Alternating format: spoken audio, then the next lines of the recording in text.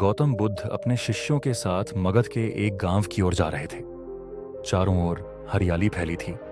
पक्षियों का मधुर गान वातावरण को संगीतमय बना रहा था। सूरज अपनी स्वर्णिम किरणों से जंगल की पगडंडी को आलोकित कर रहा था। बुद्ध शांत मुद्रा में चल रहे थे। उनके शिष्य आनंद और अन्य भिक्षु उनके पीछे पीछे बढ़ रहे थे। यात्रा के दौरान एक स्थान पर दर्द भरी कराहट सुनाई दी। आवाज इतनी कष्टमयी थी कि आनंद का मन कांप उठा। सभी भिक्षु रुक गए। बुद्ध ने दृष्टि घुमाई और देखा, एक वृक्ष के नीचे एक वृद्ध व्यक्ति पीड़ा में तड़प रहा था। उसकी सांसें तेज चल रही थीं, शरीर दुर्बल हो चुका था और आंखों में असीम वेदना थी। आनंद ने करुणा से कहा, प्रभु, यह व्यक्ति इतनी पीड़ा में क्यों है? क्या मृत्यु का दृश्य सदैव इतना भयावह होता है? बुद्ध ने गहरी नजर से उस व्यक्ति को देखा। उसकी आत्मा संघर्ष कर रही थी और उसका मन अतीत के पछतावों में डूबा हुआ था। बुद्ध ने शांत स्वर में कहा, आनंद, मृत्यु स्वयं में भयावह नहीं है, बल्कि मनुष्य के कर्म उसे भयावह बनाते हैं। आनंद अचंभित हो उठा। उसने आगे पूछा, कैसे?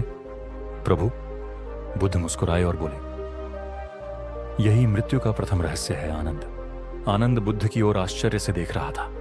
उसकी जिज्ञासा बढ़ती जा रही थी। उसने फिर से पूछा, प्रभु, मृत्यु स्वयं में भयावह नहीं है, तो फिर यह व्यक्ति इतनी पीड़ा क्यों भोग रहा है? बुद्ध कुछ क्षण चुप रहे, फिर धीरे धीरे बोले, आनंद, मृत्यु का यह दृश्य तुम्हें भयावह इसलिए लग रहा है क्योंकि तुम केवल शरीर को देख रहे हो, लेकिन मृत्यु के समय केवल शरीर पीड़ा में नहीं होता, मन और आत्मा भी उसी पीड़ा से गुजरते हैं। यह व्यक्ति केवल शारीरिक पीड़ा नहीं सह रहा, यह अपने कर्मों की छाया में जी रहा है। आनंद ने उस व्यक्ति को ध्यान से देखा। उसके चेहरे पर बेचैनी थी, आंखों में भय था और उसके होठों पर अस्फुट स्वर में कुछ शब्द निकल रहे थे। काश मैंने ऐसा न किया होता, काश मैंने कुछ अच्छे कर्म किए होते, मुझे क्षमा करो। बुद्ध उसकी ओर बढ़े। उनके चेहरे पर असीम करुणा थी। उन्होंने व्यक्ति का हाथ अपने हाथ में लिया और बहुत धीमे स्वर में पूछा, बेटा, तुम क्या सोच रहे हो? वृद्ध ने कांपते होठों से कहा, मैंने अपने जीवन में बहुत बुरे कर्म किए हैं। मैंने लालच किया, दूसरों का अहित किया, क्रोध में कई लोगों को दुख पहुंचाया। अब जब मृत्यु समीप आई है तो मेरा मन इन पापों के भार से कुचल रहा है। मैं शांति चाहता हूं, पर यह पीड़ा मेरा पीछा नहीं छोड़ रही। यह सुनकर आनंद की आंखें फैल गईं। उसने पूछा, प्रभु, क्या मृत्यु के समय हमारे कर्म हमें सताते हैं? बुद्ध ने मुस्कुराते हुए कहा, आनंद, यही मृत्यु का प्रथम रहस्य है। मनुष्य अपने कर्मों से कभी बच नहीं सकता। आनंद ने ध्यान से सुना। बुद्ध ने आगे समझाया, जब हम अच्छे कर्म करते हैं तो मृत्यु के समय हमारा मन शांत होता है, लेकिन जब हम अपने जीवन में बुरे कर्म करते हैं, दूसरों को दुख देते हैं, तो हमारी आत्मा मृत्यु के समय अशांत हो जाती है। मृत्यु केवल शरीर का अंत नहीं, बल्कि आत्मा के अगले सफर की शुरुआत है। जो मनुष्य इस सत्य को समझ लेता है वह मृत्यु से नहीं डरता। आनंद विचार में डूब गया। उसने वृद्ध को देखा जो बुद्ध के शब्दों को सुनकर कुछ शांत होता जा रहा था। तो क्या मृत्यु से पहले भी शांति संभव है? आनंद ने पूछा। बुद्ध ने कहा, हां आनंद, लेकिन इसके लिए मनुष्य को अपने मन का बोझ उतारना होगा, अपने कर्मों का सामना करना होगा और अपने भीतर की कटुता को त्याग कर क्षमा और शांति को अपनाना होगा। मरते हुए व्यक्ति ने कांपते हुए स्वर में पूछा, क्या मेरे लिए भी शांति संभव है? बुद्ध मुस्कुराए, हां, यदि तुम अपने अपराधों को स्वीकार कर सच्चे मन से पश्चाताप करो और मन में क्षमा और प्रेम का भाव लाओ, तो तुम्हारा अंत शांति से हो सकता है। वृद्ध की आंखों से आंसू बहने लगे। उसने कांपते हुए कहा, मैं अपने सभी पापों के लिए पश्चाताप करता हूं। मैं सबसे क्षमा मांगता हूं। बुद्ध ने उसकी ओर देखा। उनकी आंखों में करुणा और प्रेम था। उन्होंने कहा, यही मृत्यु का दूसरा रहस्य है, आनंद, पश्चाताप और क्षमा का भाव। मृत्यु के समय मन को हल्का कर सकता है। आनंद ने सिर झुका लिया। वह गहराई से सोच रहा था। मरता हुआ व्यक्ति अब थोड़ा शांत लग रहा था, लेकिन उसके चेहरे पर अभी भी एक छाया थी, पश्चातावे और भय की छाया। आनंद ने ध्यान से देखा, फिर बुद्ध से पूछा, प्रभु, यदि यह व्यक्ति अब पश्चाताप कर रहा है तो क्या इसके सारे बुरे कर्म मिट सकते हैं? बुद्ध ने धीमे से कहा, आनंद, कर्म ऐसे नहीं मिटते। हर बीज जो हम बोते हैं उसका फल हमें किसी न किसी रूप में भोगना पड़ता है। पश्चाताप मन को हल्का कर सकता है, लेकिन कर्मों की छाया जीवन और मृत्यु दोनों में साथ चलती है। आनंद उलझन में पड़ गया। प्रभु, क्या यह व्यक्ति अगले जन्म में भी अपने कर्मों का फल भोगेगा? बुद्ध ने एक दृष्टांत सुनाना शुरू किया। आनंद, एक बार एक किसान ने अपने खेत में 2 तरह के बीज बोए। एक बीज मीठे फल वाले वृक्ष के थे और दूसरे कांटेदार झाड़ियों के। समय बीता और दोनों ही उगे। किसान ने मीठे फलों का आनंद लिया, लेकिन जब कांटेदार झाड़ियों ने उसे घायल कर दिया तब वह पछताने लगा। उसने सोचा कि यदि मैं अब इन झाड़ियों को काट दूं तो क्या यह दर्द मिट जाएगा? आनंद ने सिर हिलाया। नहीं प्रभु, क्योंकि उसने पहले ही उन्हें उगा दिया था। बुद्ध मुस्कुराए। यही कर्म का नियम है आनंद। यह व्यक्ति जीवन भर अपने बुरे कर्मों को बोता रहा और अब मृत्यु के समय वह उन कांटेदार झाड़ियों में उलझ गया है। पश्चाताप से मन हल्का हो सकता है, लेकिन कर्मों की छाया उसे अगले जन्म तक पीछा नहीं छोड़ेगी। आनंद ने मरते हुए व्यक्ति को देखा, जो अभी भी कांपते हुए बुद्ध की बातें सुन रहा था। उसकी आंखों में अब अजीब सी बेचैनी थी। उसने धीरे से कहा, तो क्या मेरे लिए कोई रास्ता नहीं बचा? क्या मैं इसी दर्द के साथ मरूंगा? बुद्ध की आंखों में करुणा चमकी। वे बोले, हर मनुष्य को अपने कर्मों का फल भोगना होता है, लेकिन एक तरीका है जिससे तुम इस पीड़ा को कम कर सकते हो। कैसा तरीका प्रभु? वृद्ध ने कांपती आवाज में पूछा। बुद्ध ने उत्तर दिया, स्वीकार करना। जो हो चुका है उसे बदल नहीं सकते, लेकिन जो आ रहा है उसे स्वीकार कर सकते हो। यदि तुम अपने कर्मों के लिए स्वयं को दंडित करते रहोगे तो यह पीड़ा और बढ़ेगी, लेकिन यदि तुम इसे सहजता से स्वीकार कर लोगे तो मन हल्का होगा। मरते हुए व्यक्ति की सांसें भारी हो गईं, लेकिन अब उसकी आंखों में एक नया भाव था, स्वीकार करने का। आनंद ने गहरी सांस ली और पूछा, प्रभु, क्या मृत्यु के समय मनुष्य को अपने कर्मों का अनुभव होता है? बुद्ध ने सिर हिलाया। हां आनंद, मृत्यु से पहले जीवन के हर महत्वपूर्ण क्षण की झलक मन में दौड़ती है। अच्छे कर्म शांति लाते हैं, बुरे कर्म भय। इसलिए बुद्धिमान वही है जो जीवन भर अच्छे कर्म करे, ताकि मृत्यु के समय उसे शांति मिले। आनंद की आंखों में अब गहरी समझ थी। उसने अपने हाथ जोड़ लिए और कहा, प्रभु, अब मैं समझ गया कि मृत्यु केवल अंत नहीं, बल्कि कर्मों के फल का आरंभ है। बुद्ध मुस्कुराए।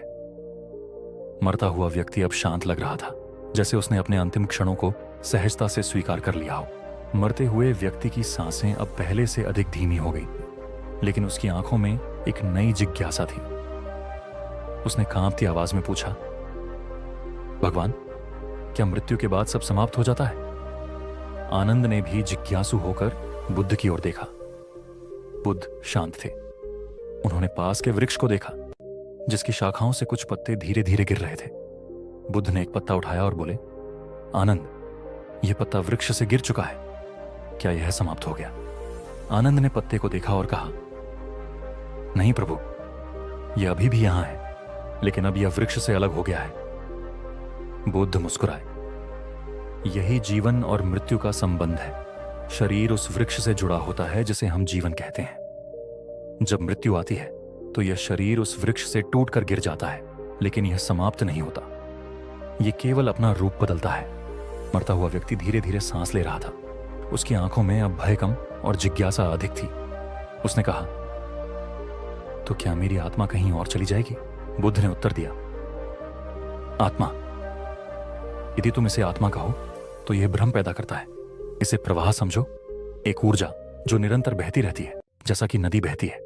जब यह शरीर नष्ट हो जाएगा तब भी यह प्रवाह जारी रहेगा। आनंद ने प्रश्न किया, लेकिन प्रभु, यदि शरीर नष्ट हो जाता है तो यह प्रवाह कहां जाता है? बुद्ध ने एक और दृष्टांत दिया। आनंद, क्या तुमने कभी एक दीपक को देखा है? आनंद ने सिर हिलाया। हां प्रभु, यदि एक दीपक की लौ से तुम दूसरा दीपक जलाते हो तो क्या तुम कह सकते हो कि यह वही पहली लौ है? बुद्ध ने पूछा। आनंद कुछ क्षण सोचता रहा, फिर बोला, नहीं प्रभु, ये अलग है, लेकिन यह पहली लौ से ही प्रज्वलित हुई है। बुद्ध मुस्कुराए। यही जन्म और पुनर्जन्म का रहस्य है। मृत्यु केवल दीपक के बुझने जैसी है, लेकिन यह ऊर्जा एक नए दीपक को प्रज्वलित करती है। इसलिए मृत्यु अंत नहीं, बल्कि एक परिवर्तन है। मरते हुए व्यक्ति ने आंखें बंद कर लीं। उसकी सांसें भारी हो रही थी, लेकिन अब उसकी आत्मा शांत लग रही थी। उसने धीरे से कहा, तो प्रभु, यदि मेरी मृत्यु निश्चित है तो मुझे क्या करना चाहिए? बुद्ध ने गंभीरता से उत्तर दिया, अपने अंतिम क्षणों में अपने मन को शांत करो। जो हो चुका है उसे छोड़ दो। जो आएगा उसकी चिंता मत करो। केवल वर्तमान क्षण को स्वीकार करो। मृत्यु को एक शत्रु की तरह मत देखो, बल्कि उसे एक नए द्वार की तरह स्वीकार करो। आनंद यह सुनकर स्तब्ध रह गया। उसने मरते हुए व्यक्ति को देखा, जिसकी सांसें अब धीमी पड़ रही थीं, लेकिन उसके चेहरे पर अब भय नहीं था। मरता हुआ व्यक्ति अब मृत्यु को स्वीकार करने के लिए तैयार था। मरता हुआ व्यक्ति अब अपनी अंतिम सांसों के करीब था। उसका शरीर कांप रहा था, लेकिन उसके भीतर अब एक अजीब शांति थी। आनंद उसकी हालत देखकर विचलित था। उसने बुद्ध से पूछा, प्रभु, क्या मृत्यु से पहले भी मुक्ति संभव है? बुद्ध ने गहरी दृष्टि से आनंद की ओर देखा और बोले, आनंद, जो मनुष्य मृत्यु के सत्य को समझ लेता है वह जीते जी मुक्त हो जाता है। मृत्यु का भय केवल अज्ञान के कारण होता है। आनंद ने उत्सुकता से पूछा, प्रभु, तो मृत्यु का अंतिम सत्य क्या है? बुद्ध ने पास की मिट्टी को उठाया और बोले, आनंद, ये मिट्टी देखो। जब यह धरती पर होती है तब भी मिट्टी ही होती है। जब इसे पानी में मिलाओ तो यह कीचड़ बन जाती है। जब इसे आग में डालो तो यह भस्म हो जाती है। लेकिन क्या यह मिट्टी समाप्त हो जाती है? आनंद ने सिर हिलाया, नहीं प्रभु, यह केवल अपना रूप बदलती है। बुद्ध मुस्कुराए। यही मृत्यु का अंतिम सत्य है। शरीर नष्ट होता है, लेकिन जीवन की ऊर्जा कभी समाप्त नहीं होती। यह बस एक रूप से दूसरे रूप में प्रवाहित होती रहती है। मरता हुआ व्यक्ति अब कांपती आवाज में बोला, तो प्रभु, मैं अब क्या करूं? मेरा अंत समीप है। बुद्ध ने शांत स्वर में कहा, मृत्यु से पहले अपने मन को पूरी तरह शांत कर लो। जो हो चुका है उसे जाने दो। जो आने वाला है उसकी चिंता मत करो। केवल इस क्षण को पूरी तरह स्वीकार कर लो। मरते हुए व्यक्ति की आंखों में अब कोई डर नहीं था। उसने अपनी सांसें धीमी कर लीं, एक क्षण को मुस्कुराया और फिर उसकी आंखें धीरे धीरे बंद हो गईं। एक गहरी शांति छा गई। आनंद स्तब्ध था। उसने पहली बार किसी को इतनी शांति से मृत्यु को स्वीकार करते देखा था। बुद्ध ने अंत में कहा, आनंद, मृत्यु से डरना व्यर्थ है। जीवन की सच्ची समझ तभी आती है जब मनुष्य मृत्यु को बिना भय के स्वीकार कर ले। मृत्यु एक अंत नहीं, बल्कि एक नए आरंभ का संकेत है। आनंद ने सिर झुका लिया। आज उसने जीवन और मृत्यु का अंतिम सत्य समझ लिया था। मृत्यु कोई अंत नहीं, बल्कि एक नया आरंभ है। मृत्यु से पहले मन का शांत होना सबसे महत्वपूर्ण है। जो मृत्यु के सत्य को समझ लेता है वह जीते जी मुक्त हो जाता है।